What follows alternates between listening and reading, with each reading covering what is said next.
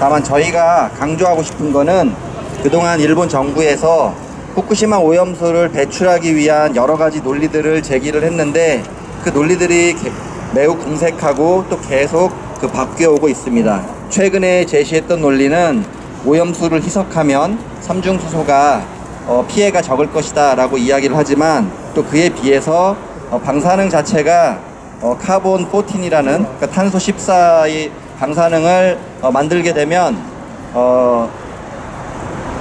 그로 인해서 이 방사능이 해양 생태계의 먹이사슬 최상위까지 금방 전달이 되게 됩니다. 이 해양 생태계 먹이사슬 최상위에 전달이 된다는 것은 그 수산물의 방사능이 농축된다는 의미고요.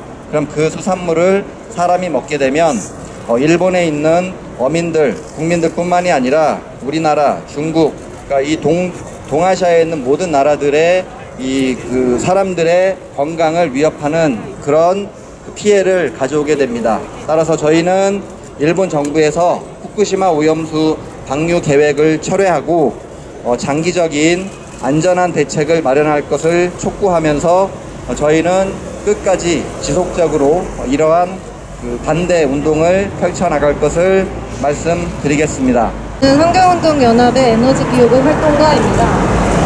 네, 일본 정부는 원래 내일인 27일 후쿠시마 오염수 해양 방류를 결정하기로 했으나 이 결정을 한 달 정도 연기했습니다.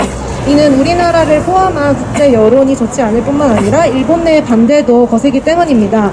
특히 일본 어민단체도 후쿠시마 오염수가 해양에 방류될 경우 방사능 오염지역이라는 오명을 피할 수 없을 것이라면서 크게 반대하고 있습니다.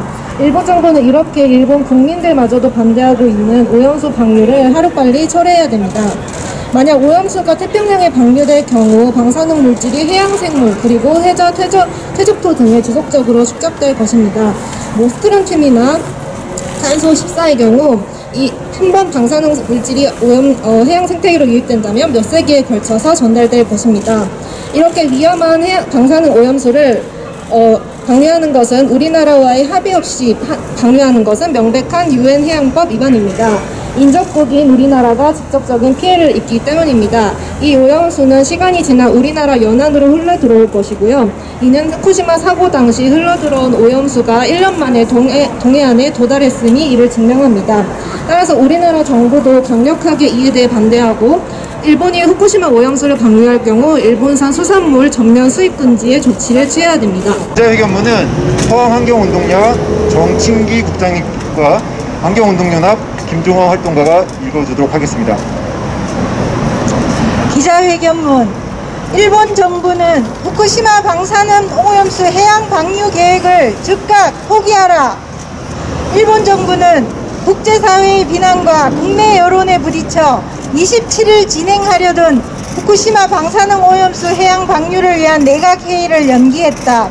환경운동연합 바다위원회는 일본 정부의 오염수 해양 방류 계획은 해양 생태계에 방사능 피해를 유발하고 우리의 건강을 위협할 뿐만 아니라 국제해양법상 폐기물 해양 투기가 될 수 있는 명백한 국제범죄임을 알린다. 바다위원회는 일본 정부가 오염수 해양 방류 계획을 전면 포기할 것을 강력히 촉구한다. 일본 정부는 2022년 오염수 저장 탱크의 부족과 처리 비용이 많이 든다는 경제적 이유로 오염수를 바다에 버리겠다는 계획을 진행하려 시도하고 있다. 지금 보관 중인 약 120만 톤의 오염수 72%에는 세슘, 스트론튬, 코발트 60, 안티몬 등의 방사성 물질이 기준치의 최대 2만 배가 넘게 존재한다.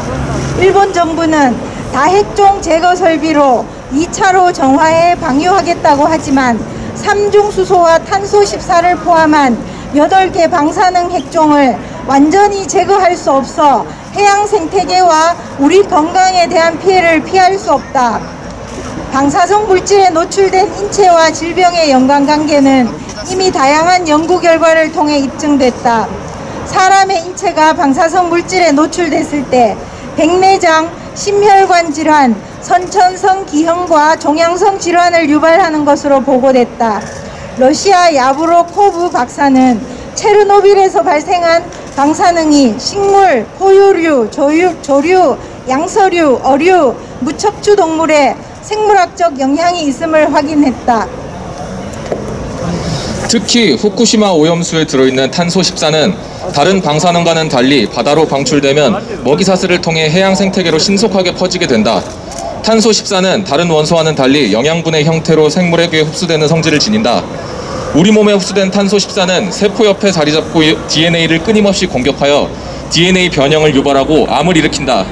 5,000년의 반감기를 가진 탄소 14는 앞으로 수만 년에 걸쳐 우리와 우리 후손들의 세포와 DNA를 계속 공격할 것이다.